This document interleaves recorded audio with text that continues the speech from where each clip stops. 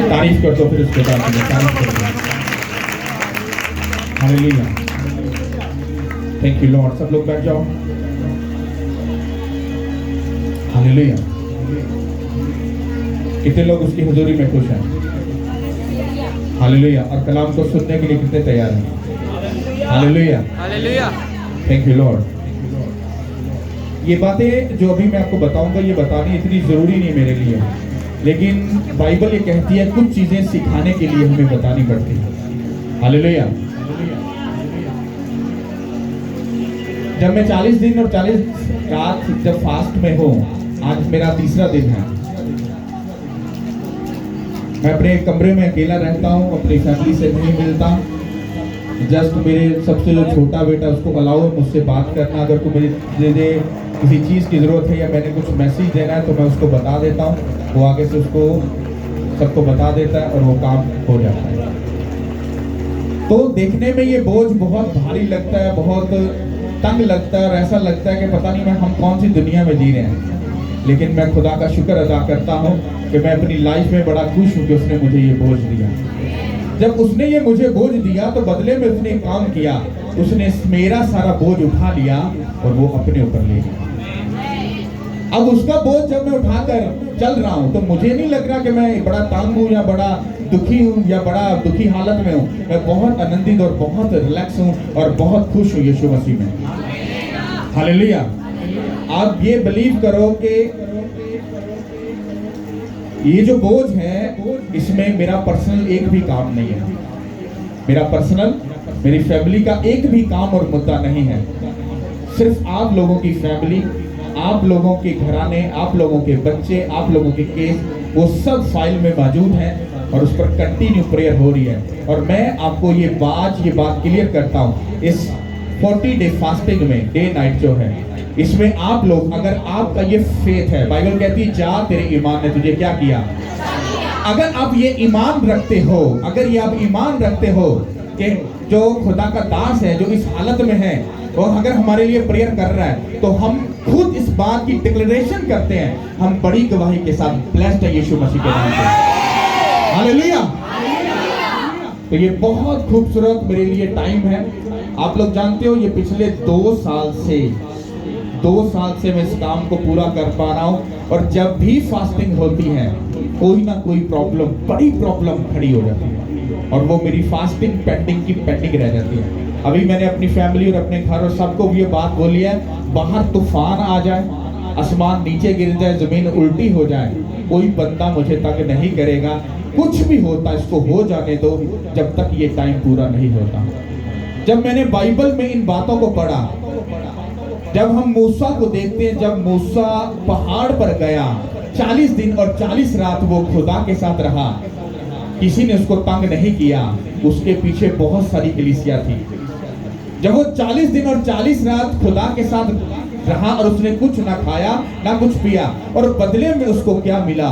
लोगों के लिए वो शरीयत की बातें मिली जिससे लोग गुनाह से बचे रहे।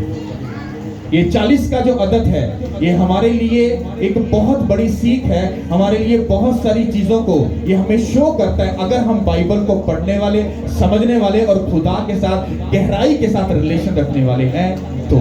हालेलुया। आज जो मैं आपको बात बताने वाला हूँ वो सिर्फ उसका जो टॉपिक है वो है बोझ। अगर आप इस बोझ को समझ जाओ तो मैं आपको सच बोल रहा हूँ, आपकी लाइफ सेव नहीं रहेगी। इसकी को कम करो। हालेलुया। कितनों को मेरी बात समझ आ रही है? तो जब मूसा पहाड़ पर 40 दिन और 40 रात रहा तो बाइबल ये कहती है बदले में उसको क्या मिला? गिफ्ट मिला। वो उसके लिए था, मूसा के लिए था, किसके लिए था? आप लोगों के लिए, मेरे लिए था। इसी तरह से जब खुदा मुझसे ये टाइम बोल रहा था कि मुझे तेरे 40 डे चाहिए, तो मैं इसको 2 साल से करना चाह रहा हूं और करता भी आया हूं। ये इस साल के अंदर मेरा चौथा, ये मेरा 40 डे नाइट मेरा फास्ट है। एक साल में 4 बार मैं फास्ट कर चुका हूं और ये चौथी बार है। और इस बार कुछ भी हो जाए खुदा इसको पूरा करेगा, क्योंकि वो खुद इसमें इन्वॉल्व है। हालेलुया। जब वो इस फास्टिंग को पूरा करेगा तो वो इस मुल्क के लिए और आप लोगों के लिए वो चीजों को करने वाला है जो शायद आपने कभी भी देखा ना होगा। हालेलुया। क्योंकि मैं ये बात इतने कॉन्फिडेंस से पता क्यों कह रहा हूं, क्योंकि मैंने बाइबल में ये देखा है। जीसस क्राइस्ट ने जब 40 डे नाइट फास्ट किया तो उन्होंने पूरी दुनिया को जीता यीशु के नाम के वसीला से। जब आस्तर ने फास्टिंग की उसने पूरी यहूदी कौम को बचा लिया। जब डैनियल ने फास्टिंग की तो उसने भी अपनी यहूदी कौम को बचाने का वो बहुत बड़ा क्या बना, सबब बना। इसका मतलब है ये फास्टिंग एक बहुत बड़ा हथियार है जो खुदा के लोगों को छुड़ाने और उनको आगे लेकर जाने के लिए वो बहुत बड़ा काम करता है। हालेलुया। मुझे इस काम को करने से क्या फायदा? चर्च तो अच्छे तरीके से चल रहा है, सब सिस्टम अच्छा है, किसी चीज की प्रॉब्लम नहीं है, लेकिन जब वो हमें कोई काम और बोझ देता है तो वो हमारे लिए भी और सब के लिए भी क्या होता है, वो बाइस से बरकत होता है। आप लोग हमेशा बोलते हो पास्टर जी जब पर्सनल प्रेयर में जाओ तो बोझ के साथ मेरे लिए प्रेयर करो, मेरे घराने के लिए प्रेयर करो। ये एक बंदा नहीं बोलता, ये पूरी कलीसिया पर्सनल ये बात बोलती है, पास्टर जी प्लीज हमारे लिए बोझ से प्रेयर कीजिएगा। आपसे ज्यादा आपके बाप को, जो आसमानी बाप है, उसको आपसे ज्यादा आपकी फिक्र है। वो अपने अगुओं को काम देता है, जिम्मेदारियां देता है, तुझे ये करना है, तुझे लंबी प्रेयर करनी है, तुझे ज्यादा बाइबल को पढ़ना है, तुझे ज्यादा फास्टिंग करनी है, क्या कि ताकि जितना टाइम तू मेरे साथ ज्यादा स्पेंड करेगा मैं उतना ज्यादा तुझे भर कर अपने लोगों में ज्यादा काम कर सकूंगा। हालेलुया। किसी भी नबी और रसूल को जाकर जब बाइबल में स्टडी करोगे तो जिससे भी खुदा ने काम लिया है उसकी पूरी लाइफ की डेडिकेशन को खुदा ने मांगा है। ऐसा नहीं है कि 25% दे दे तो मैं अपना काम कर लूंगा, 50% दे दे तो मैं नो। वो कहता अपना पूरा मुझे दे दे, हाँ तो मैं अपना बड़ा मकसद पूरा कर लूंगा। और जो अपना पूरा अपना आप नहीं देता उसका मकसद जो है खुदा का, उसकी जिंदगी में कभी पूरा नहीं हो पाता। क्यों? क्योंकि खुदा उसमें से होकर अपने कामों को पूरा करता है। हालेलुया। शमशून को उसने काम दिया, तुझे ये काम करना है, पर वो किस चक्कर में पड़ गया? वो गलत चक्कर में पड़ गया और खुदा का जो प्लान था क्या रह गया? वो अधूरा रह गया। जदून को उसने बोला कि मेरे बेटे तुझे इसी जोर में जाना है और मैं अपने जो बहन भाई हैं, जो मेरे लोग हैं इस्राएली, तुम्हें उसको छुड़ाना है। उसने कहा मैं कैसे कर सकता हूँ, मैं मसीह के घराने में सबसे गरीब और सबसे छोटा, उसे कैसे पॉसिबल था? कहता क्या मैंने तुझे नहीं भेजा? बाइबल ये कहती है जदून जब लड़ने गया तो उसके साथ बहुत सारे लोग थे। खुदा ने कहा नो, उसने कहा जितने ज्यादा तेरे साथ लोग हैं तो कल को ये लोग बोलेंगे हम अपने बल और जोर से क्या हुआ, हम जंग जीते थे। उसने कैसा पॉसिबल नहीं है, कहता अपने लोग कम कर दे। बाइबल कहती है कि उसको 80% लोग छोड़कर उसको चले गए थे, क्योंकि उसने खुद कहा था कि सब जो नहीं लड़ना चाहते सब अपने घरों को क्या करो, चले जाओ। जब 20% रह गए तो खुदा ने फिर कहा ये भी लोग ज्यादा है।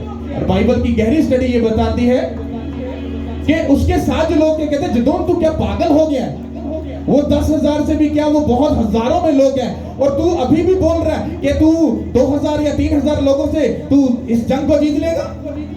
बाइबल ये कहती है, उसे क्या खुदावंद यहोवा ने मुझे फरमाया है और मैं उस बात पर क्या करूंगा, अमल करूंगा। उसने कहा सब लोगों को नदी के पास ले आ। कहता 300 लोग को पानी की नदी के पास लेकर आ और इनको क्या पानी पिए, और जब पानी पीने से जो कुत्ते की तरह चपड़ करके पानी पिए उनको अलग कर दे, और जो अपने ऐसे पानी भर के अपने हाथ में ऐसे करके पिए उसको अलग कर लेना। और बाइबल ये कहती है कि जिन्होंने ऐसे हाथ उठाकर ऐसे पानी पिया वो 300 लोग निकले। उसने कहा इन 300 लोगों को लेकर जा और जाकर मेरे लोगों को छुड़ा ले, क्योंकि मैं सब शैतान लोगों को तेरे हाथों में करने जा रहा हूं। हालेलुया। जब भी आप खुदा के बोझ को अपने ऊपर आते देखोगे आपको खिचखिचाहट होगी, आप एक बार तो स्टक हो जाओगे कि ये पॉसिबल नहीं है, मैं ऐसा नहीं कर सकता। पर मैं आपको सच बता रहा हूं, जब आप उसके बोझ को उठाओगे, जब आप अपने आप को तैयार करोगे, वो आपके बीच में से होकर कितना बड़ा काम कर जाएगा आप खुद भी नहीं जान सकते। हालेलुया।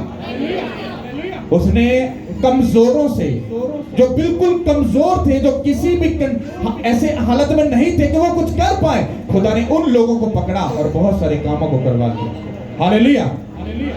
इसलिए वो कहते हैं कि जब वो आपको बोझ देता है, कोई भी बोझ प्रेयर का हो सकता है, बोझ आपको फास्टिंग का हो सकता है, बोझ आपको बाइबल पढ़ने का हो सकता है, बोझ इस बात का हो सकता है कि तुझे अपने मुंह को खोलना है और लोगों को बताना है कि गुनाह से दूर है। वो कोई भी बोझ आपको दे सकता है। अगर आप उस बोझ से खिंचा जाओगे, उससे आप अपने आप को तंग समझना शुरू कर दोगे, तो आप उसके काम को कभी भी पूरा नहीं कर पाओगे। हालेलुया। पास्टर जी एक सरमन सुना रहे, कहते हैं कि जब बंदा 3 दिन या 4 दिन फास्टिंग कर ले तो उसके सामने अगर वट्टे जो छोटे छोटे पत्थर होते ना, कहना उन्होंने भुन के रख दो तो भी उन्होंने बड़े स्वादी लगते हैं। इसका मतलब क्या है कि ये आसान नहीं होता, ये आसान नहीं होता ऐसी कंडीशन में रहना, ऐसे करना। अगर आप खुदा यीशु मसीह को जाकर अगर स्टडी करो डीप में जाकर, तो जब उन्होंने 40 डे नाइट के फास्ट किए थे, तो उनकी अगर कंडीशन को अगर आप स्टडी करो तो आप हिल जाओगे। क्या जीसस क्राइस्ट भी ऐसी कंडीशन में आ सकते हैं? क्योंकि बाइबल ये कहती है कि जिस्म क्या है, जिस्म क्या है? कमजोर है। और रूह क्या है? रूह तो पूरा ताकतवर मजबूत है, लेकिन जिस्म क्या है? कमजोर है। लेकिन जब हम खुदावंद यीशु मसीह की इस हालत को देखते हैं, तो बाइबल ये कहती उसके बाद जब सब प्रोसेस पूरा हो गया, तो बाइबल ये कहती कि एंजल्स आकर खुदावंद यीशु मसीह की खिदमत करने के लिए उसके हुजूर में हाजिर हो गए। आप इमेजिन करो, आपको क्या लगता है कि जब ये इस फास्टिंग से मैं बाहर आऊंगा या मेरी हालत कुछ भी हो, आपको क्या लगता है? क्या लाइफ सेम रहेगी?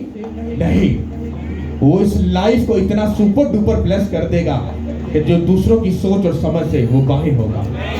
हालेलुया। हम दूसरों की सक्सेसफुल लाइफ को, ब्लेसिंग्स को, सब चीजों को तो देखते हैं, पर उसकी मेहनत को, उसके जो बोझ उसने उठाया, हम कभी उसको स्टडी नहीं करते। अगर आप अपनी लाइफ में एक ब्लेस्ड लाइफ चाहते हो, ऊंचा होना चाहते हो, सक्सेसफुल लाइफ चाहते हो, तो थोड़ा सा तो ऐसा काम करो कि खुदा को लगे कि ये मेरा बोझ उठा सकता है। बाइबल ये कहती है कि वो हमारी बर्दाश्त से ज्यादा हमको आजमाइश में नहीं डालता। उसने मुझे जो बोझ और बल दिया है, तो मैं उसमें बहुत रिलैक्स हूं, खुश हूं।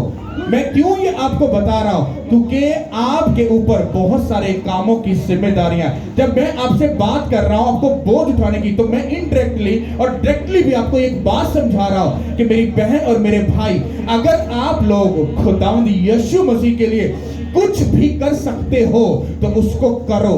अगर आप फाइनेंशियली कुछ कर सकते हो, करो।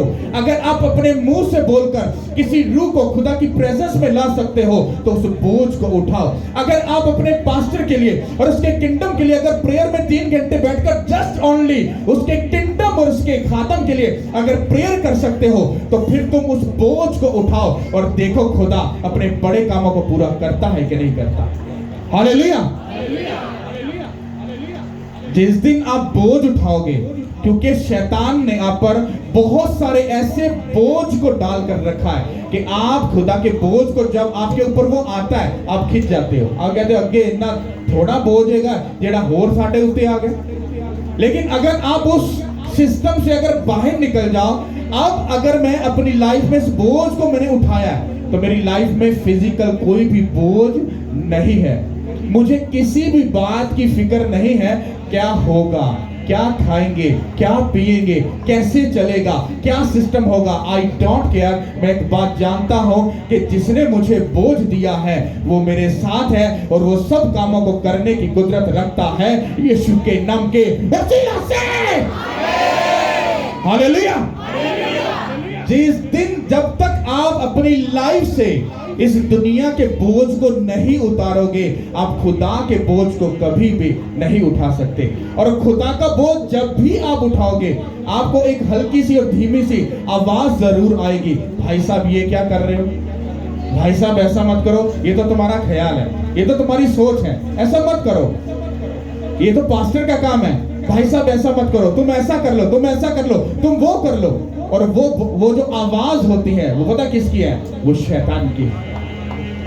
इस कान के अंदर अगर कोई इंस्ट्रक्शन आ जाए, बस दैट्स इट। चाहे वो कुछ भी क्यों ना हो, उसको पूरा करना इधर जिम्मेदारी हो जाती है। मैंने आपको बताया पिछले मंथ मुझे खुदा ने क्या बोला, उसने कहा तू चर्च में जितना भी पैसा आएगा तो उसमें 1 रुपया भी, 10 रुपया तो बहुत ज्यादा, 1 रुपया भी ना तो चर्च के लिए, ना तो खुद अपने लिए, और ना ही किसी काम के लिए तो उसको खर्च करेगा, तो एग्जैक्टली उस थैली को पूरा ऐसे बंद रखेगा, जो अनवेलेबल है सब चीजों को बंद रखेगा, और सब कुछ तो अपने मेंटर के चर्च में भेजेगा। मैंने कहा नो क्वेश्चन नो आंसर, मैंने कहा ओके डन, जो बोल दिया ये डन है, ये होगा। और एग्जैक्टली पूरा ऐसा किया, नो क्वेश्चन नो आंसर, और जिंदगी में ऐसा पीस आया है, आपकी सोच है। और सेकंड मंथ से कैसे बोला कि तुझे क्या करना है, तुझे 40 डे फास्टिंग में जाना। ने क्यों, क्या वजह, कुछ नहीं पता, कुछ नहीं बताया, बस तुझे जाना है, क्योंकि अगर तू मेरी बात मानने के लिए तैयार है तो फिर मैं अपने लोगों में कुछ बड़ा कर सकता हूं। हालेलुया। कभी भी प्यार से कुछ नहीं होता, आपको हर एक चीज को करने के लिए कुछ ना कुछ ऐसा करना पड़ता है, जब आप उसको करते हो फिर ही आपकी लाइफ में कुछ अलग सा होता है। आपको याद होगा कि बाइबल में एक बेवा थी और जीसस क्राइस्ट हैकल में थे, और उस बेवा ने जब 2 तमड़ियां डाली तो बाइबल ये कहती कि उसकी 2 तमड़ियों के बाद उसके पास कुछ भी नहीं था।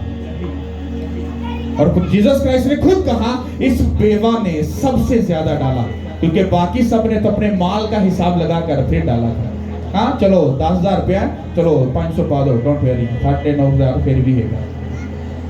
पर उस बेवा ने जब डाला तो उसने ये फिक्र नहीं की कि मैं आफ्टरनून में क्या करूंगी, इवनिंग में क्या करूंगी, या अर्ली मॉर्निंग में क्या करूंगी, मैं क्या खाऊंगी, क्या पीऊंगी। उसने नो, उसने कहा, उसने सब कुछ क्या कर दिया, दे दिया। हालेलुया। और बाइबल कहती है कि जब उसने ऐसा किया, आज भी पास्टर जब सरमन सुनाते हैं या हम कोई भी बात होती है, हम उस बेवा को आज भी याद करते हैं, क्योंकि उसने उस काम को जब किया खुदा के लिए, तो वो आज भी बाइबल मुकद्दस में याद की जाती है। आप खुदा की नजर में कैसे याद किए जाओगे, कैसे उसके कामों को, जब बड़े कामों को करोगे तो कैसे तुम्हारी नस्लों की नस्लों से तुम याद किए जाओगे, जब तुम कुछ ना कुछ करोगे। जब तुम कुछ नहीं करोगे, उसके बोझ को नहीं उठाओगे, तुम अपनी लाइफ में कुछ नहीं कर सकते। हालेलुया। मैं आपको कोई भी काम नहीं दे रहा, जिम्मेदारी दे रहा, मुझे जस्ट इतना बताया गया कि इनको बोल कि मेरे बोझ को उठाएं, मेरे बोझ को उठाना फिर सीखें। और इनको बोल कि तुम तब तक मेरे बोझ को नहीं उठा सकते जब तक तुम इस दुनिया के उस बोझ को अपने से उतार कर और मेरे बोझ को नहीं उठाओगे, तुम कभी नहीं उसको आगे लेके जा सकते। हालेलुया। मैं आपको कोई जिम्मेदारी, कोई काम नहीं दे रहा कि आपको ऐसा करना, ऐसा करना, ऐसा करना, क्योंकि आप लोग जानते हो कि वो आपसे क्या चाहता है, उसने आपको क्या बोझ और क्या काम दिया है। जब आप इस बात को खुद समझ जाओगे और बोझ को उठाना शुरू कर दोगे, फिर देखना खुदा तुम्हारे में से होकर क्या क्या कर सकता है। हालेलुया।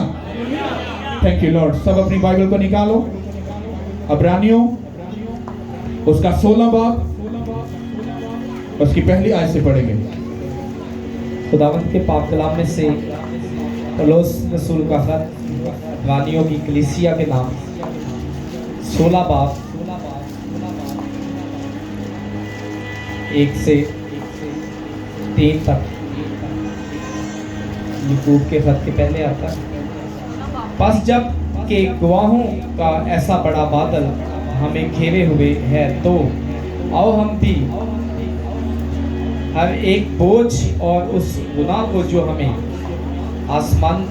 आसानी से उलझा लेता है, दूर करके उस दौड़ में सब्र से दौड़ें जो हमें दरपेश है, और ईमान के बानी और कामिल करने वाले यीशु के को तकते रहें, जिसने उस खुशी के लिए जो उसकी नजरों के सामने थी शर्मिंदगी की परवाह न करके सलीब का दुख सहा और खुदा के तख्त की दाहिनी तरफ बैठा।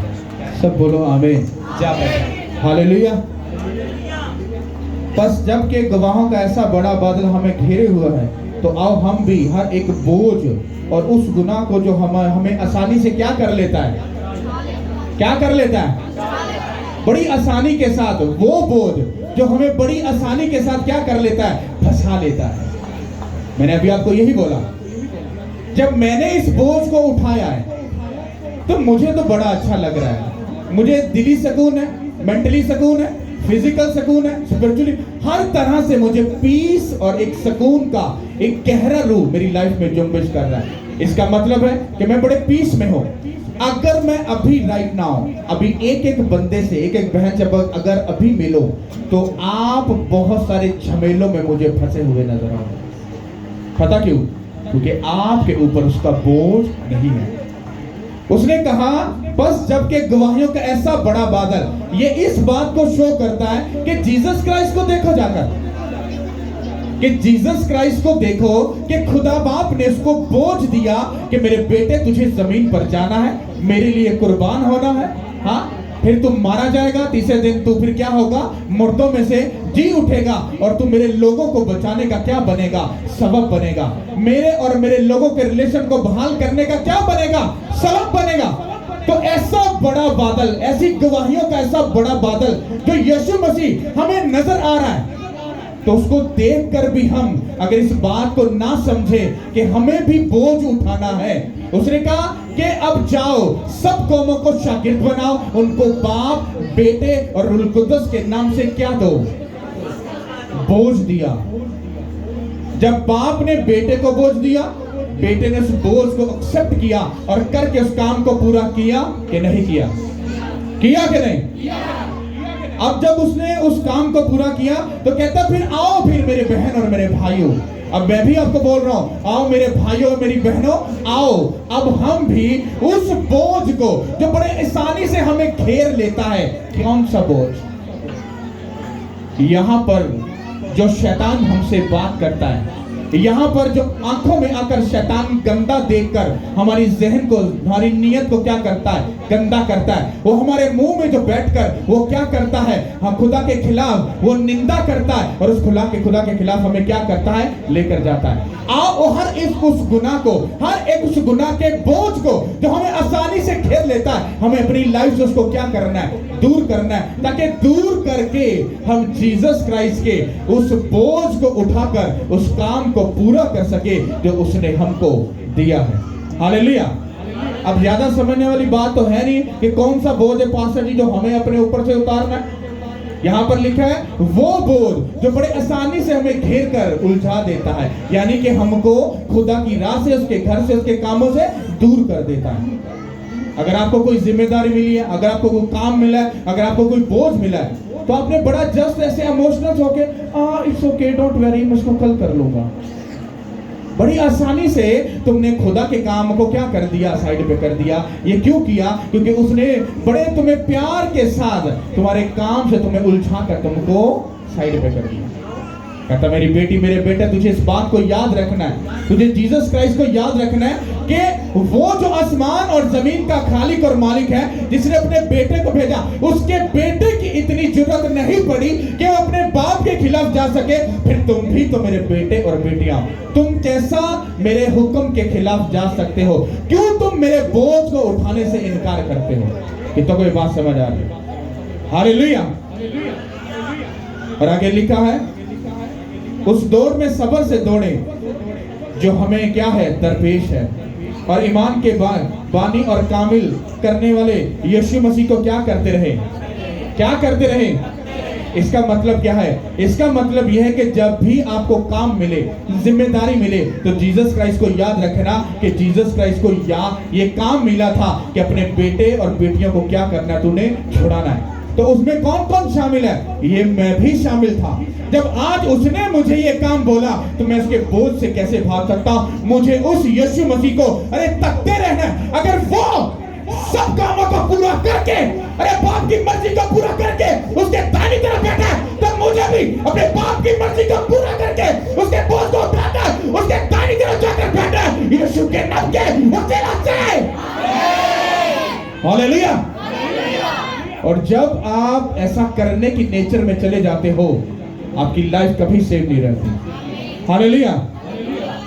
कहता कि जीसस क्राइस्ट के सामने वो जो काम उसको दिया गया था, कहता वो है तो शर्मिंदगी था, लेकिन जिन्होंने फिर उसके ऊपर वो सब कुछ किया, कहता वो बड़े मोहब्बत के साथ, बड़ी हलीमी के साथ उस काम को पूरा करके उसमें से गुजर गया। हालेलुया। कि तुम्हें बात समझ आ रही है? बड़ी आसान सी बात बताओ। उसने कहा मेरे बेटे और बेटियों को बोल, मेरे बोझ को उठाओ। पास्टर जी कौन सा बोझ? जब फास्टिंग से फारिग होंगे मुझे बताना। क्यों बताओ? तुम्हें मालूम है, तुम्हें पता है कि तुम्हें क्या क्या करना है। हालेलुया। उसके बोझ को बोलो। नहीं समझ आ रही? प्रेयर में जाओ। अगर मैं ही तुम्हें सब कुछ बताता जाऊं ऐसे, तो तुम फिर निठल्ले और बन जाओगे, तुम ढीले हाथ बन जाओगे, सुस्त हाथ बन जाओगे। अब पास्टर जी को पूछ लेंगे कि तब प्रेयर तो मेरे से की मिले। नो, जाओ प्रेयर में 1 घंटा 2 घंटा 3 घंटा जाओ, 3 दिन की डे नाइट फास्टिंग में पूछो खुदा तेरे दास ने जो बोला है कौन सा बोझ है जो तू मुझे देना चाहता है, वो भेद तुम पर जाहिर हो जाएगा। फिर तुम्हें शक नहीं होगा कि ये पास्टर ने पर्सनल बोला है। नो, फिर तुम्हें मालूम होगा कि ये वर्ड ऑफ गॉड से ये प्रीच किया गया था और खुदा ने रियल में ये वर्ड दिया था। उसने मुझे खुद कहा कि तुझे ये बोझ उठाना है। फिर उस काम को करने में कभी गड़बड़ी नहीं होगी। Hallelujah, thank you Lord. हम आगे पढ़ेंगे 5 आयत से। और तुम उस नसीहत को भूल गए जो तुम्हें फर्जंदों की तरह की जाती है कि ऐ मेरे बेटे खुदावन की तबीह को नाचीज ना जान, और जब वो तुझे मलामत करे तो बेदिल ना हो, क्योंकि जिससे खुदावन मोहब्बत रखता है उसे तंबीह भी करता है, और जिसको बेटा बना लेता है उसके कोड़े भी लगाता है। तुम जो कुछ दुख सहते हो वो तुम्हारी तरबियत के लिए है। खुदा फर्जंद जानकर तुम्हें तुम्हारे साथ सलूक करता है। वो कौन सा बेटा है जिसे बाप तंबीह नहीं करता, और अगर तुम्हें वो तंबीह ना की गई जिसमें सब शरीक हैं, तो तुम हराम ज़ादे ठहरे ना के बेटे। सब बोलो आमीन, सब बोलो आमीन। इसको बड़े ध्यान से सुनना। और तुम उस नसीहत को भूल गए जो तुम्हें फर्जंदों की तरह की गई थी। तुम उस नसीहत को कौन भूल गया? कौन बोल के भूल गया? आप लोग भूल गए। मुझे उसने कहा कि तुझे ऐसा करना है, मैंने कहा आई एग्री विद यू, मैं हाजिर हूँ। हाँ, उसने कहा तुझे ये करना है, मैं हाजिर हूँ। आपको कुछ बोला गया, उसने कहा कि तुम उस नसीहत को भूल गए मेरे बेटे और मेरी बेटियों। तुम्हें कुछ बताया था, पता क्यों? तुम्हें अपने फर्जंद जानकर, अपने बेटे और बेटियां जानकर तुमसे ये कहा था कि ऐ मेरे बेटे खुदावन की तंबीह को नाचीज ना जान, और जब वो तुझे मलामत करे तो उससे क्या कर? बेदिल।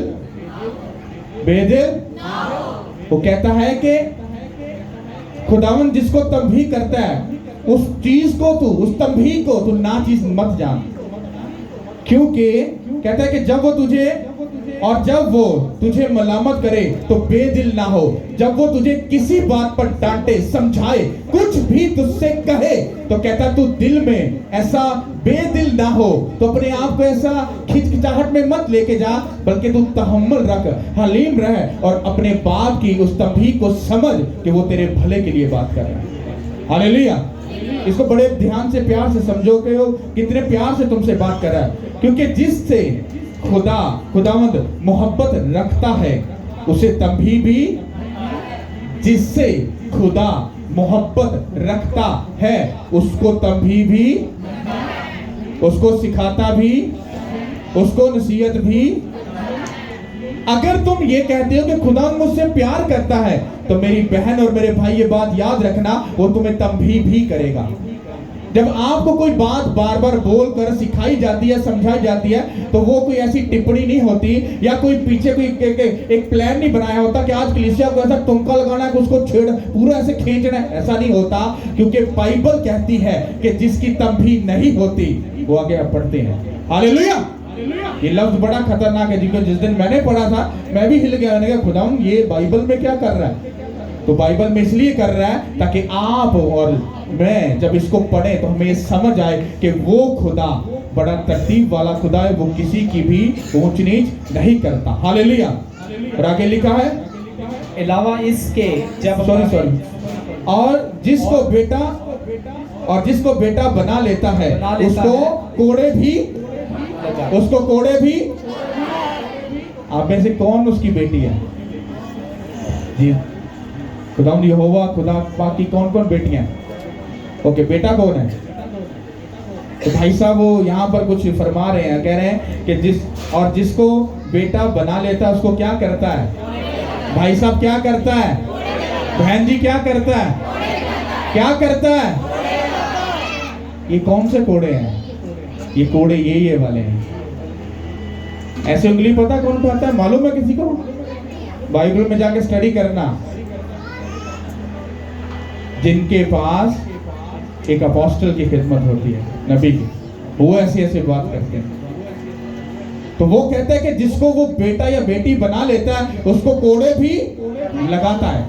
अगर आपको बार बार ना समझाया जाए, पौलुस कहता है एक ही बात तुम्हें बार बार समझाने में मुझे कोई प्रॉब्लम नहीं है, पर वो तुम्हारे भले के लिए है। जिसको वो बेटा और बेटी बनाता है उसको तभी भी वो करता है। हालेलुया। और आगे लिखा है तुम जो कुछ दुख सहते हो वो तुम्हारी तरबियत के लिए है। खुदा फर्जंद जानकर तुम्हारे साथ सलूक करता है। वो कौन सा बेटा है जिसे बाप तंबी नहीं करता? और अगर तुम्हारी वो तंबी ना की गई जिसमें सब शरीक हैं तो तुम हरामजादे ठहरे, ना के सॉरी भाई साहब, ये बाइबल में लिखा। हालेलुया। जब वो आपको कोई काम देता है या कुछ भी कहता है, अगर वो प्यार करता है तो वो सख्ती भी करता है, क्योंकि अगर वो सख्ती नहीं करेगा तो फिजिकल, एक मिसाल ये कहती है, ये तमसील भी है कि जो फिजिकल माँ बाप है वो अपने बच्चे को तंबीह भी करते हैं, वो उनको डांटते भी हैं, उनको छिड़कते भी हैं, उनकी अच्छे से परवरिश करते हैं। पता क्यों? ताकि वो अपनी जिंदगी में जब आगे बढ़े तो कहीं भी धोखा वो ना खाए। अगर वो अपने बाप को प्रेयर करते, फास्टिंग करते, काम करते, बोझ को उठाते हुए देखते हैं तो वो बेटा आगे जाके बोझ उठाने वाला बनता है, ना कि निठल्ला और आवारा और ऐशो इशरत वाला या गंदे काम करने वाला बनता है। हालेलुया। और जब वो आपको काम देता है, जब हम उस काम को जब उठा लेते हैं, हमारे अपने बच्चे जब हम उनको कुछ करके दिखाते हैं तो एग्जैक्टली वो भी हमें आगे वही करके दिखाते हैं। करके दिखाते हैं कि नहीं? हमने कुछ नहीं किया। आज आप लोग बोझ उठाने के लिए तैयार नहीं हो। आप में से किसी की एज 40 होगी, किसी की 50, किसी की 70 होगी। आगे मैं तो थक गया, मैं तो बहुत बुढ़ा हो गया, मैं तो भाई जी हुण बच्चियां दे काम ने दिस। No no no no. Spirituality में कोई बुजुर्ग नहीं, कोई जवान नहीं, सब इक्वल ही हैं।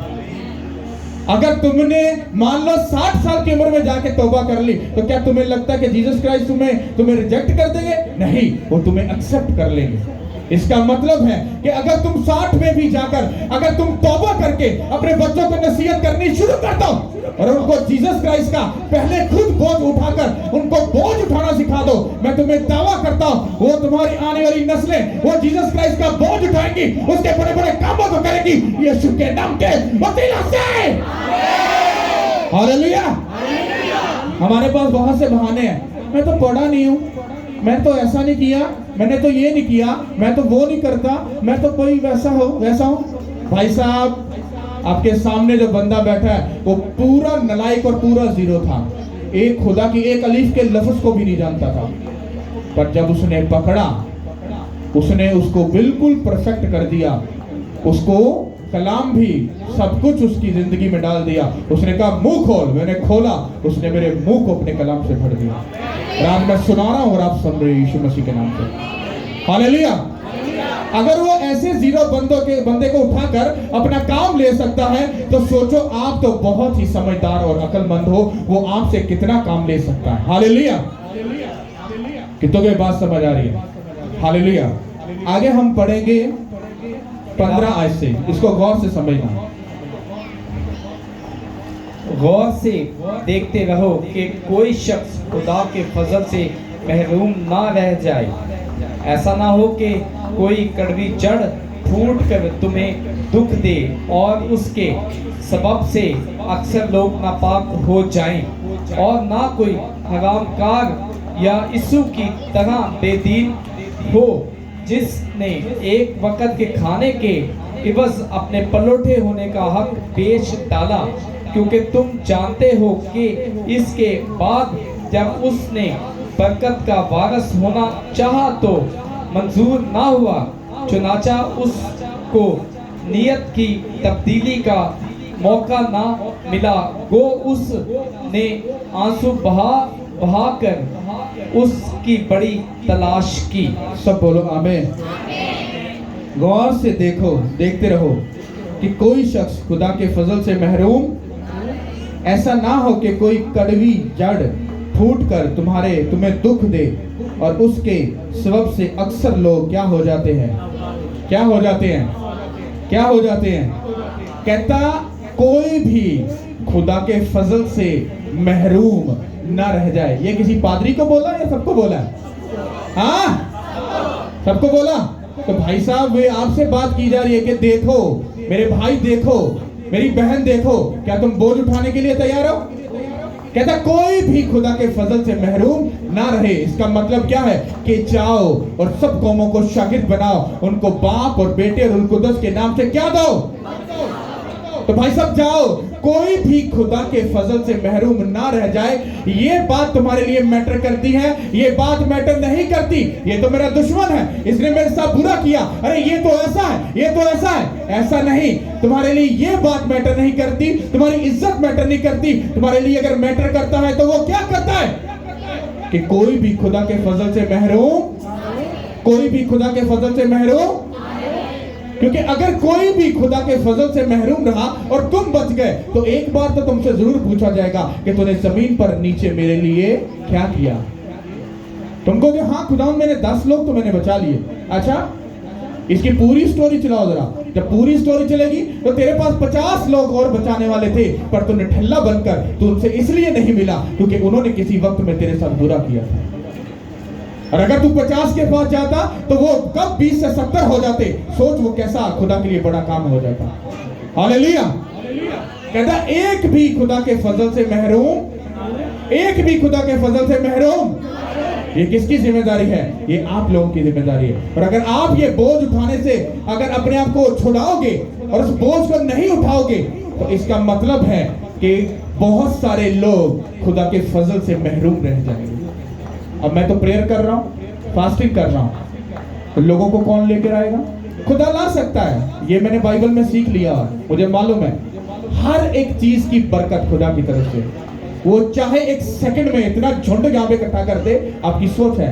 पर अगर उसने ही सब कुछ कर दिया तो तुम्हें बरकत कैसे मिलेगी? हालेलुया। इसका मतलब है कि अगर मैं अपने काम को कर रहा हूं, अगर मैं उस बोझ को उठा रहा हूं, तो जो बोझ तुम्हें दी गया वो तुमको उठाना है और तुम्हें जाना है। और एक भी बहन या भाई या कोई भी जो खुदा पर ईमान रखता है, वो खुदा के फजल से महरूम, खुदा के फजल से महरूम ना रहे, क्योंकि उसका लेखा तुमको देना पड़ेगा। हालेलुया। पीछे तुमने पढ़ा, अगर तुम्हारी वो तब भी ना हुई जो खुदा चाहता है, तो फिर तुम क्या ठहरे? हाँ, हालेलुया, ना के बेटे।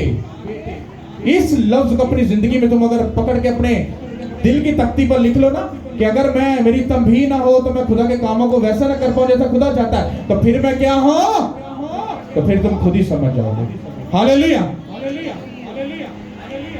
और कहता है, आगे लिखा है, और इसी के सबब से अक्सर लोग नापाक क्या हो जाते हैं। एक जड़, छोटी सी गुनाह की जड़, अगर उसको आपने एक तमसील है, अगर सापोला और निक्का जिहा सप जिहड़ा होंदा है ना, अगर वो तुहाडी जिंदगी च अगर आ जाए ना, अगर वो घर च निक्का जिहा सप दा नजर आंदा ना, अगर तुसी उस वक्त उन्हें फड़ के मार ना दिता, एक दिन वो अजगर बन जाएगा। और अजगर बनकर फिर वो तुसी उन्होंने नहीं निगलोगे, फिर वो तुहानू निगल जाएगा। इसी तरह ही एक गुनाह दी छोटी जी जड़ जो तुहानू खुदा दे काम तो दूर लेके जाती है, इसका मतलब है कि उनकी पुंगर निकल चुकी है और हुण एक वड्डा दरख्त बन के वो तुहाडी जिंदगी नूं तितर बितर करेगी। और इससे छोटियां छोटियां गल्लां तो इंसान खुदा दी नजर च की हो जाता है? नापाक हो जाता है। हालेलुया। कितनों को ये बात समझ आ रही है? हालेलुया। और आगे लिखा है, और ना कोई हरामकार या यीशु की तरह बेदीन हो, जिसने एक वक्त के खाने के इव्ज अपने पलौटे होने का हक क्या किया? एक वक्त के खाने के लिए उसने पलौटे होने का हक क्या कर दिया? अगर वो ऐसा ना करता तो फिर यकूब का नाम कभी ना होता, फिर यीशु का नाम होता। क्यों? क्योंकि पलौठा और बड़ा वो था, और सब बरकतों का हक किस पे था? उसी पे था। और बाइबल कहती है कि उसने एक वक्त के खाने के लिए, मतलब ये एक सीखने वाली बात है कि जब हमारे पेट के ऊपर हमारा कंट्रोल नहीं होता तो हम बहुत सारी चीजों में हम गिर जाते हैं। कैसे? पास्टर बोलते हैं तो मैं 3 दिन की फास्टिंग कर, पास्टर जी मैं कोशिश जरूर करूंगा, मेरे तो बीपी लो गई, क्योंकि तो भूख बर्दाश्त नहीं है। क्यों? क्योंकि तुम्हारी भूख के ऊपर कंट्रोल नहीं है।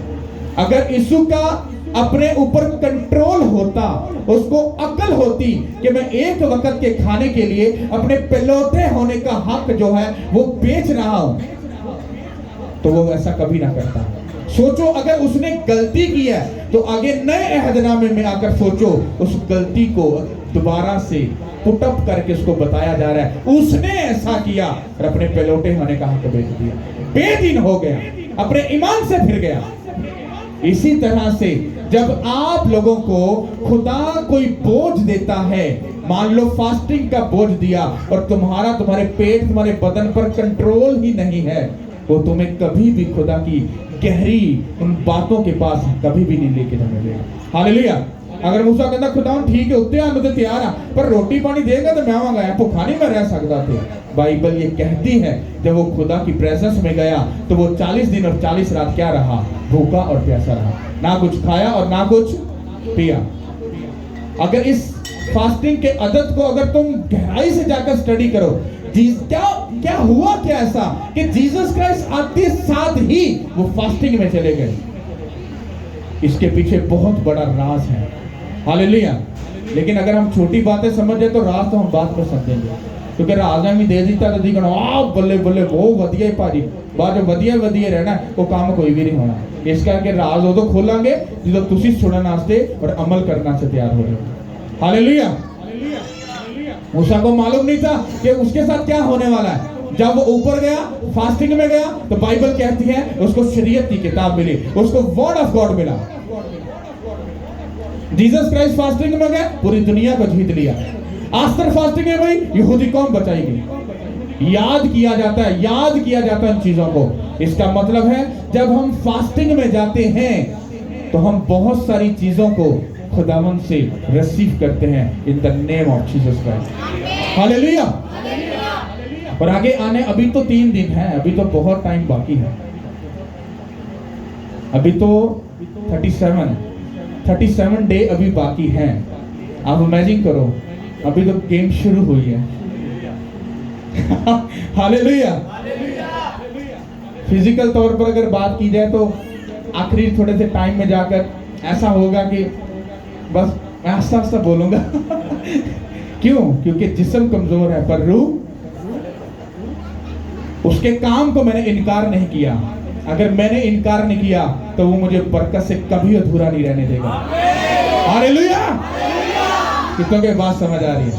तारीफ करो फिर उसको दान करो।